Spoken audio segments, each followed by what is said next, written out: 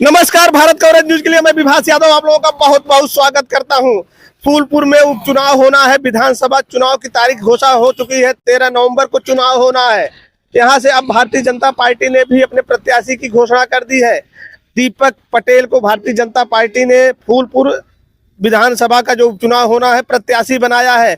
वो पूर्व सांसद केसरी देवी पटेल के बेटे बताए जाते हैं। वहीं समाजवादी पार्टी ने मुस्तफा सिद्दीकी तथा बहुजन समाज पार्टी ने विजय सिंह पर दांव लगाया है।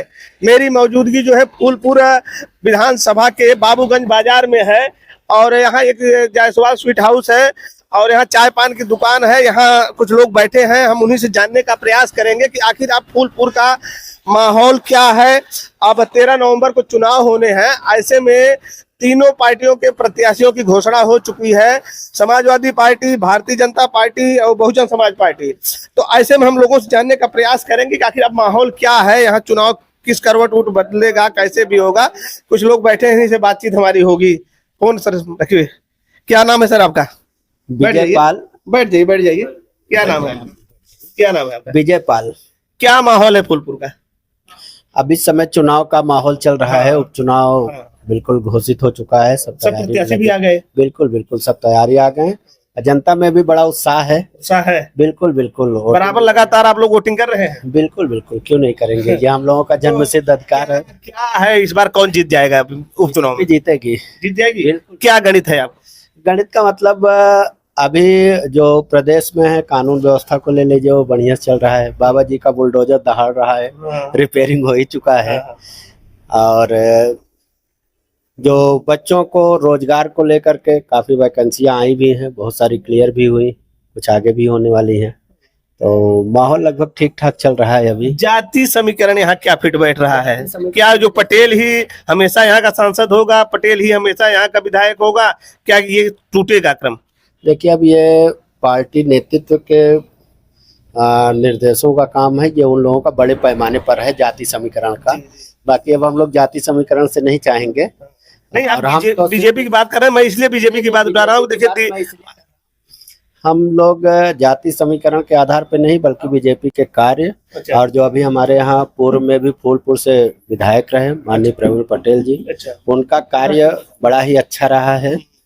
और उनके कार्यों की वजह से फूलपुर विधानसभा के लोग विधायक जी को चाहते थे, मतलब बीजेपी को चाहते थे। आज भी वो स्थिति बनी हुई है और उसी के साथ विधायक जी की वजह से बीजेपी को चाहते हैं, बीजेपी के कैडर वोटर नहीं। अब देखिए, बात बीजेपी की कर लें हम। अभी अगर विधायक जी की बात करें, पर्सनल विधायक जी की बात करें, तो विकास को लेकर के फूलपुर को उन्होंने एकदम उत्तम प्रदेश बनाने का कार्य किया है। पिछला चुनाव तो बड़ा टफ था विधायक जी का। नहीं, अब देखिए, चुनाव की बात अगर हम करते हैं, पिछले चुनाव में भी, अभी जो ये लोकसभा वाला चुनाव हुआ, लोकसभा के चुनाव में भी जो हमारे विपक्षी लोग थे, वो लोगों को संविधान बचाओ, जिनसे संविधान कहीं भागा जा रहा हो, इस तरह से लोगों को ऐसा नहीं है। कोई यही बीजेपी कहती है कि अफवाह फैलाया, लेकिन भाजपा के नेता ही तो जिम्मेदार है, जो कहते थे कि हमको इतनी सीटें आ जाए, हम संविधान में बदल देंगे। जनता मूर्ख थोड़ी है। मैं व्यक्तिगत फूलपुर की बात नहीं कर रहा हूँ। आप अगर फूलपुर की बात करें तो फूलपुर में ही ये प्रभाव नहीं रहा है।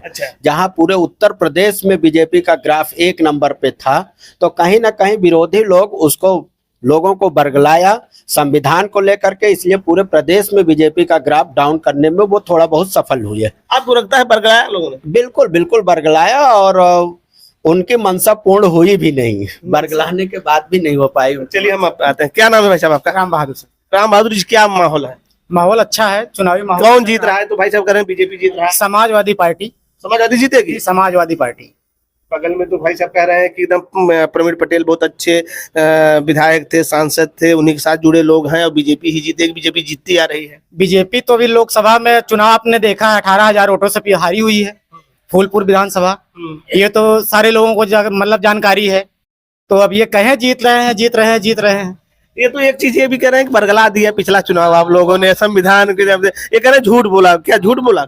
नहीं, ये लोग 400 प्लस की बात कह रहे थे कि हमको 400 सीटें आएंगी, 400 प्लस आएंगी। तो पब्लिक ने कहा कि आप मुझसे जीएसटी ले रहे हो, मैं आपसे जीएसटी लेता हूँ।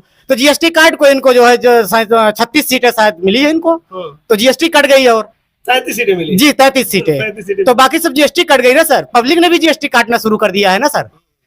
मतलब जिस तरह से पब्लिक से ये जीएसटी ले रहे थे, पब्लिक ने इनको जीएसटी दे दिया काट के। एक चीज और तो कह रहे हैं बाबा जी का बुलडोजर फिर रिपेयरिंग हो गया है, फिर चलेगा। सर बुलडोजर में दिमाग तो होता नहीं सर, अगर किसी में दिमाग नहीं वो किस तरफ चलेगा ये आप भी जान रहे हैं। आप भी 4 मार्केट घूम रहे हैं, 4 जगह घूम रहे हैं। अगर एक इंसान के पास अगर दिमाग नहीं है तो कहाँ तक क्या काम कर सकता है, आप ये समझिए। बुलडोजर की कार्रवाई को कैसे मानते हैं आप, सही मानते हैं? गलत है, बुलडोजर की कार्रवाई गलत है। जो हमारे यहाँ संविधान के हिसाब से कानून बना हुआ है, हमारे पास न्यायपालिका है, कार्यपालिका है, तो उस हिसाब से अगर सिस्टम नहीं है होता तो चाहे जो करिए। और जब हमारे पास सिस्टम बना हुआ है तो हम उस सिस्टम से बाहर क्यों जाए। अच्छा, फूलपुर की जाति गणित क्या क्या कैसे कह रहे हैं समाजवादी पार्टी जीतेगी, क्या समझ के कह रहे हैं आप? जाति समीकरण नहीं सर, इस समय पीडीए की लहर चल रही है। जी जी, पीडीए की लहर चल रही है। पीडीए के ही हिसाब से समाजवादी पार्टी यहाँ चुनाव जीतेगी। लगभग 25-26 हजार वोटों से अधिक से चुनाव यहाँ जीतेगी। मुस्तफा सिद्दीकी जी यहाँ से लखनऊ जाने की तैयारी हो गई है। क्या जो पिछला माहौल था लोकसभा में, क्या वही माहौल अभी भी बना है? भाई तभी ने 18,000 से जीती थी, यहाँ से समाजवादी पार्टी लीड ली थी। क्या वही माहौल बना है कि चेंज है? सर उससे भी ज्यादा माहौल बन गया है। मौर्य तो देंगे नहीं इस बार सपा को, मौर्य को टिकट आप लोगों ने दिया नहीं। जातिवादी समीकरण से हम चुनाव थोड़ी जीत रहे हैं सर, हम तो पीडीए के आधार पर चुनाव जीत रहे हैं ना। हम तो जाति किसी जात की बात हम थोड़ी कर रहे हैं। पटेल हो, पाल हो, मुसलमान हो, दलित हो, ये हमारी वोटें हैं। मैं पीडीए के हिसाब से वोट मांग रहा हूँ। इनके पास कोई भी बात करते हैं, इनके पास कोई ओरिजिनल मुद्दा नहीं है। अभी अपनी तैयारी में लगे हैं कि इस बार कौन सा सगुप्ता लेकर के कूदेंगे, कैसे लोगों को बरगलाएंगे। लेकिन 37 सीटें तो जीते ये लोग पीडीए वाले। वो तो हमने पहले भी बताया कि वो लोगों को बता दिए, बरगला दिए कि भैया संविधान खतरे में पड़ गया है, संविधान चला जाएगा। आज मैं पूछना चाहता हूँ समाजवादी के जो भी जिम्मेदार लोग हैं वो लोग बताएं कि संविधान कहाँ खतरे में था, कब था और कब है, आगे भी क्या खतरे में रहेगा। क्या आज भी कहीं दिख रहा है संविधान? सर ये समाजवादी के जिम्मेदार नेताओं से पूछ रहे हैं कि मतलब कहाँ संविधान खतरे में था। मैं इनसे पूछ रहा हूँ कि आज हिंदू खतरे में कहाँ है, जो ये कहते हैं कि हिंदू खतरे में आ गया। हमारा हिंदू मुख्यमंत्री, हिंदू राष्ट्रपति, हिंदू मतलब सारी संस्थाओं पे हिंदू, फिर भी हमारा हिंदू खतरे पे है। हिंदू खतरे में वो हमारे ये इन लोगों का है। ये लोग जाके लोगों में बरगलाते हैं। हमारा कहीं बैनर नहीं लगा है कि हिंदू खतरे में है, इनका बैनर लगा था कि संविधान बचाओ भैया, जा रहा है संविधान। नेता तो कह रहे थे ना 400 सीटें चाहिए। 400 सीटें का जो माहौल आप लोगों ने बनाया, जनता के मन में ये हुआ कि सही में क्या इनको 400 सीटें चाहिए? क्योंकि कुछ नेता, बीजेपी कुछ नेताओं ने उस समय कहा भी था कि संविधान हम बदल देंगे, हमको ये थे, इसलिए हो सकता है लोगों को इसके पहले भी हम जितनी बार कहते थे हर बार सफल होते थे, ये आप भी जानते हैं। हमने कहा पूर्ण बहुमत में सरकार बनेगी, बन गई हमारी। 14 में हमने सरकार बनाया, 17 में सरकार बनाया, फिर 22 में बनाया, हर बार बनाया। इस बार जो है, इस बार मैं उत्तर प्रदेश की बात कर रहा हूँ, 22 की बात कर रहा हूँ। भाई साहब शायद समझ नहीं पाए, ये बहुत तेज भाग रहे हैं, इसलिए मैं तेज भागने की बात नहीं कर रहा हूँ, मैं उत्तर प्रदेश की बात कर रहा हूँ। मेरी सरकार आज भी बनी हुई है। इस बार लोगों को बरगलाया गया। अगर लोकसभा की बात करते हैं तो लोकसभा में जो हमने बताया ना कि संविधान बचाओ का बैनर लगाया गया जगह जगह। बड़े नेता लोगों के बीच में जा जा करके बताने लगे भैया संविधान बहुत खतरे में पड़ गया है और आप लोग मेरे साथ आइए। उसमें ओबीसी, दलित और है। आपसे बात होगी, क्या नाम है आपका? सुरेश जायसवाल। क्या माहौल देखते हैं फूलपुर का? माहौल तो बीजेपी का है। बीजेपी का है, जीतेगी बीजेपी? जीतेगी 100% जीतेगी। हाँ, जो नेता आपके आए हैं वो चुनाव में बहुत अच्छा नेता है। दीपक है। हाँ, दीपक के बारे में कुछ बताइए, उनका क्या पृष्ठभूमि है? सांसद के लड़के उड़के हैं? सांसद के लड़के हैं, विधायक भी थे। अच्छा, ये पहली बार लड़ रहे हैं ना? यही दोबारा है। दीपक पटेल यहाँ से पहले यहाँ पर अच्छा, विधायक अभी नहीं हुए हैं? अच्छा, विधायक भी रह चुके हैं। अच्छा, चलिए, क्या नाम है भाई साहब? रवि सिंह। रवि जी, क्या माहौल है? माहौल इस समय बसपा का है, जो हमारे कैंडिडेट आए हैं। अच्छा, विजय सिंह चुनाव लड़ रहे हैं? नहीं, जितेंद्र सिंह चुनाव लड़ रहे हैं। अच्छा, आप विजय सिंह? नहीं, रवि सिंह नाम हमारा। अच्छा अच्छा अच्छा, तो छतरी तो एकदम कोर वोटर है भाई साहब भाजपा का। आप कैसा बसपा की बात कर रहे हैं? नहीं, जब हमको क्या फूलपुर ओबीसी के लिए छतरी नहीं लड़ सकता वहाँ पे? क्यों नहीं लड़ सकता? तो क्यों नहीं दिया जाता हमको टिकट? मतलब हमको टिकट वहाँ से नहीं मिला, हमने ट्राई किया, वहाँ से नहीं मिला। बसपा से हमने को सम्मान मिला, बसपा से हम लड़ रहे हैं, बसपा से जीतेंगे। यानी क्या माहौल में मतलब तो दिक्कत जो सोच आप रखते हैं एक छतरी होके और लोग सोच रखेंगे तब तो बीजेपी के लिए मुश्किलें हो जाएंगी यहाँ सब। हाँ, मुश्किल तो होना तय है, क्योंकि बुलडोजर ही हर जगह समाधान नहीं है। बुलडोजर से रोजगार नहीं मिलेगा, किसी का घर उजड़ेगा। घर बनाने में कितना पैसा लगता है, कितनी मेहनत लगती है, एक आदमी ही जान सकता है जो घर बनाता है। बुलडोजर से किसी का पेट भरने वाला नहीं है, नुकसान होता है, ना हमको रोजगार मिलेगा। हमारे ये नेता आए हैं, अपनी बात रखेंगे, जीतेंगे, अपनी बात रखेंगे, हम लोगों को रोजगार का मौका मिलेगा। जितेंद्र सिंह के साथ आप बसपा के साथ आप जाना पसंद करेंगे, ठीक है। क्या नाम है आपका? दिनेश चंद्र विश्वकर्मा। क्या आप पीडीए के हैं कि विश्वकर्मा जी उधर है? सब सच्चाई बताइएगा। पीडीए अच्छा, क्या माहौल यहाँ के? तो ठीक है फिलहाल, ठीक है। भाजपा जीत जाएगी कि करें? भाजपा जीत जाएगी, उम्मीद यही है। आपको भी यही उम्मीद लगता है? हाँ, कहाँ से जीतेगी आप भाजपा? पीडीए के हैं आप कह रहे हैं और फिर कह रहे हैं कि वहाँ भाजपा में है। आप भाजपा के साथ हैं? अच्छा, अखिलेश की पीडीए में है लेकिन वोटिंग भाजपा करना है। नहीं, हम भाजपा में है। अच्छा, भाजपा में। इनको विश्वकर्मा आप हैं, इसलिए हमने कहा समझ नहीं पाए। खुद ही नहीं क्लियर है, हमको वोटिंग कहाँ करना है, तो ये जिताएंगे क्या? ऐसे ऐसे अरे भैया जिता चुके हैं फिर जिताएंगे, जिता चुके हैं फिर जिताएंगे, जिता चुके हैं फिर जिताएंगे। जिताएंगे। चलिए ठीक है। क्या नाम है आपका? मेरा नाम अशोक चौधरी। चौधरी जी, क्या माहौल है? माहौल वही है जो पहले था। भाजपा की जीत हुई थी, भाजपा फिर जीत रही है, क्योंकि बीच में जो लोकसभा के चुनाव में जो बातें आई हैं, थोड़ा से राजनीतिक गतिविधियां थोड़ा, तो उसमें समाजवादी पार्टी, कांग्रेस के लोग, जो पीडीए के लोग थे, वो बहुजन समाज पार्टी जो यहाँ कमजोर थी उनको गुमराह करके कुछ वोट अपने बहुजन समाज पार्टी के वोट उधर चली गई सपा की तरफ, जो उनका वोट बैलेंस हो गया। लेकिन आज वो स्थितियां नहीं दिख रही है। और पहली बात यह है कि भारतीय जनता पार्टी का जो विकास है देश में, चाहे रेलवे का काम हो, रोड का काम हो, किसान का काम हो, तमाम चीजें ऐसी हैं कि वो विकास दिखाई दे रहा है, लोग देख रहे हैं। इसलिए भारतीय जनता पार्टी के जो प्रत्याशी भी हैं वो कोई नए प्रत्याशी भी नहीं है, पहले भी विधायक रह चुके हैं। ये बताइए बीजेपी क्या पटेले को ही प्रत्याशी बनाएगी और जात उसके साथ नहीं है? यही तो भाई साहब आरोप लगा रहे हैं। एक छतरी होके कह रहे हैं वोट हम छतरी भाजपा को देते हैं, भाजपा को वोट देते हैं लेकिन हम भारतीय जनता पार्टी के हैं, तो भारतीय जनता पार्टी का जो कमल का फूल का निशान है वही हमारा कैंडिडेट है, वही हमारा उम्मीदवार है। और अगर किसी को मिल गया है, हमारा दीपक पटेल से मतलब नहीं है, हमारा मतलब भारतीय जनता पार्टी के प्रत्याशी से है, कमल के फूल से है। इसलिए कमल का फूल जिसको मिला, ये तो कह रहे हैं कि ये पहले खुद बसपा में थे। हाँ, अभी पिछले ही चुनाव में बीजेपी ज्वाइन किए।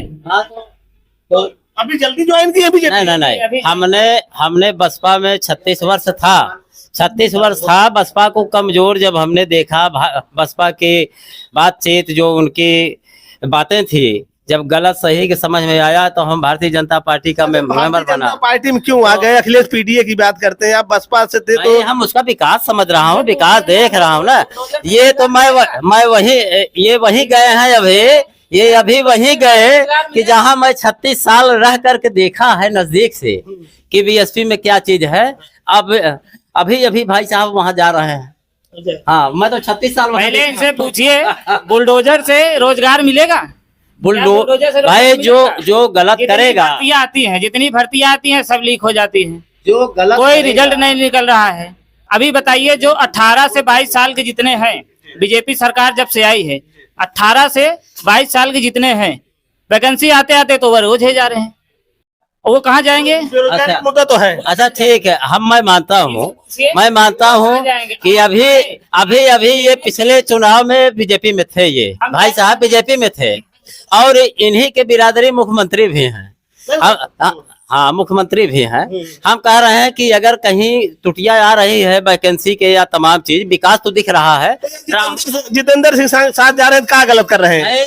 ये तो एक जात बिरादरी की राजनीति हो गई। बिरादरी की राजनीति तो सब कर रहे हैं। बिरादरी की राजनीति में हम लोग नहीं कर रहे हैं, हम तो पार्टी बेस की राजनीति कर रहे हैं। बहुत लोग करते होंगे लेकिन हम लोग तो नहीं कर रहा हूँ ना। भाई साहब कर सकते हैं लेकिन हम लोग, हमें जहाँ सम्मान मिल रहा है हम वहाँ जा रहे हैं। हम अपने सम्मान की बात। चलिए मैं यहाँ फिर पूछता हूँ, क्या करें आप? आपका सम्मान के लिए, जैसे भाई साहब ने कहा कि क्षत्रिय समाज को यहाँ से देना चाहिए, क्या सवर्णों के लिए फूलपुर की सीट सीट नहीं है, उनको भी ये मौका तो मिल। धोखा तो दे ही रहे हैं आप नहीं लोग। नहीं, अब धोखा की बात है। आप जानते हैं उत्तर प्रदेश में कई समाज के लोग हैं और सबको फूलपुर की टिकट नहीं मिल सकता है, किसी एक ही व्यक्ति को मिल तो सकता है। पटेल ही की मिले, नहीं, पटेल ही कुल पटेल है कि मिले फूलपुर में, और कोयरी और सब ठाकुर ब्राह्मण कोर्ट वोटर है, ठाकुर कोर वोटर है, उनको नहीं देंगे टिकट। कुंदरकी में मिला है भाई साहब को, कुंदरकी में रामवीर सिंह ठाकुर को मिला है टिकट। फूलपुर की बात कर रहे हैं। पूरा मुख्यमंत्री ना उनके समाज हाँ, इनकी फूलपुर चाहिए था वहां से नहीं मिला। अब ऐसे अगर सब लोग चाहें कि हमको यही फूलेपुर से टिकट में, मैं पाल समाज से हूँ, अभी मैं चाहूँ और मुझे लगता है कि अभी हमारे समाज को इंडिविजुअल अगर जाति की बात कर ले तो पाल समाज को फूलपुर से टिकट नहीं मिला, तो क्या करें, हम बीजेपी को छोड़ दें? हम अपना जो सुरक्षा है, जो अच्छा, हमारा पाल समाज की बात आप करिए, पाल समाज की वोटिंग कहाँ ज्यादा हो रही है, पीडीए में है क्या बीजेपी के साथ? बीजेपी के साथ कहाँ बात आप कर रहे हैं? भाजपा ने, समाजवादी पार्टी ने श्यामलाल पाल को जिला प्रदेश अध्यक्ष बना दिया, पूरे पाल झूम के सफाई हो गए, आप कहाँ फंसे हुए हैं? आज ये तो समाजवादी पार्टी का भय था। जब उसने देख लिया कि पाल समाज बहुतायत संख्या में भारतीय जनता पार्टी के साथ जुड़ चुका है, कहाँ जुट चुका, वोटिंग कहाँ हो रही? देखिए वो चुनाव का प्रमाण आप देख लीजिए। पाल समाज जब भी भाई साहब ऐसा हो रहा है, हमारा है। जिसके साथ था, पाल समाज की मैं बात करता हूँ, जिसके साथ था उसका पूर्ण बहुमत में सरकार। तो बताइए पाल कहाँ वोटिंग कर रहा है इसे पूरे प्रदेश? समाजवादी पार्टी को कर रहा है ना? जी जी जी, समाजवादी पार्टी। ये भी सर मैं समाज से है, लेकिन पाल समाज भी को सपना आता है, ये भी पीडीए के ही पार्टी ने मतलब है। पाल को सम्मान दिया।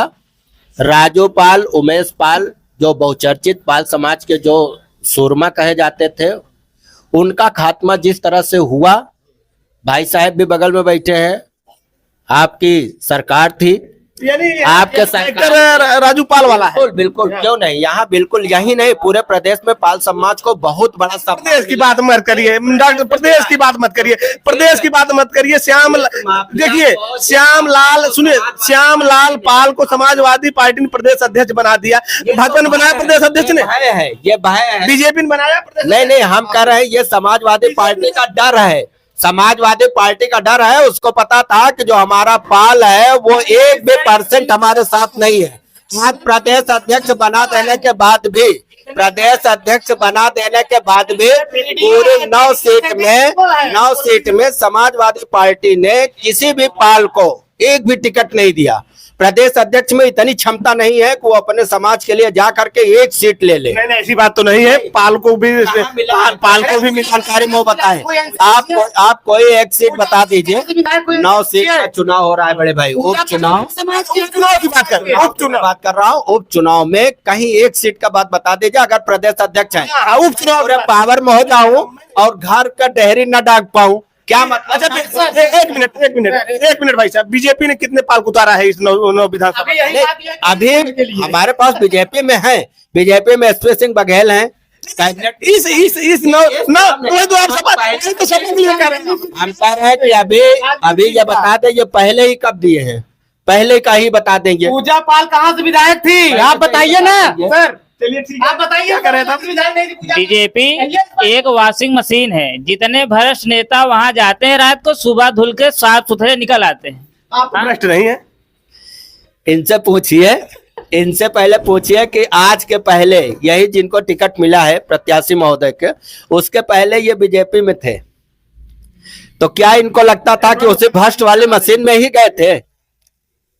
ये तो जात का आपको बताए भी कि हम केवल जाति विशेष की वजह से मैं आज बसपा में जुड़ रहा हूँ, बाकी और कोई मतलब नहीं है। वॉशिंग मशीन में लाइन मार दिया रोजगार मिल गया, हम बीजेपी में थे, हमको कौन रोजगार वहाँ मिल गया? रोजगार नहीं मिला, हमको मौका नहीं मिला वहाँ, इसलिए हम बसपा में जा रहे हैं, साथ दे रहे हैं उनका। अरे भाई, अच्छा बताइए। सर, अभी हमारे एक बीजेपी के साथी हैं, उन्होंने कहा कि रोडों का विकास हुआ है। सर, मैं अपने साथी से यही कहूंगा, वो गांव की रोडें तो एक बार देख लें। इनकी भी रोड गांव के ही रोडें देख लीजिए आप। प्रस्तावित होने से कागज में सारा काम तो कागज में लिखा पड़ा हुआ है, काम दिखना भी तो चाहिए सर। ये कागज में लिखा तो भाई साहब हैं, जिस दरवाजे पे ये बैठे हैं, चौड़ी बकायदे राष्ट्रीय राजमार्ग है, दाहिने जाए राजमार्ग है, बाएं जाए राजमार्ग है, लेफ्ट राइट ऊपर नीचे। सर, मैं गांव की बात कर रहा हूँ, मैं राजमार्ग की बात नहीं। कहीं भी गाँव हो, आप सारी रोड छोड़ दीजिए, इनके घर के जाने वाला रास्ता आप देख लीजिए। अपने अपने घर का ही रास्ता नहीं सही करा पा रहे हैं तो दूसरे का क्या कराएंगे? क्यों आप ये रास्ता नहीं? भैया हमारे यहाँ की सड़क बहुत सारे लोगों को शायद पता नहीं है, अभी आप चले जाइए गले करके। जितनी गंदगी है, जितना पानी बहता है, आप हमारे साथ चलिए। बाबूगंज की जितनी गंदगी, जितना गंदा पानी बहता है इन्हीं के रोड से बह रहा है। पूरी रोड वहाँ टूटी है ना, इनका रोड कभी से नहीं बन रहा है। इनसे पूछिए, जब ये अपनी रोड नहीं सारे के अभाव में जी रहे हैं। मैं व्यक्तिगत अपनी रोड की बात नहीं कर रहा हूँ, अभी आप जा करके देख भी गांव की लीजिएगा। सारी रोडों की एक बात मैं भी कर रहा हूँ। सड़क, एक भी सड़क, मैं पूरे क्षेत्र की बात कहाँ अपनी रोड सही करा पाया, यही बता दें। इनको जानकारी का अभाव है। नहीं सही होगी नहीं, हो गई है, कागज तो हो गया है। हो गई है। आप प्रेजेंट में जाकर करत सही हो गई है। नहीं सही हुई, आप चल के देख लीजिए।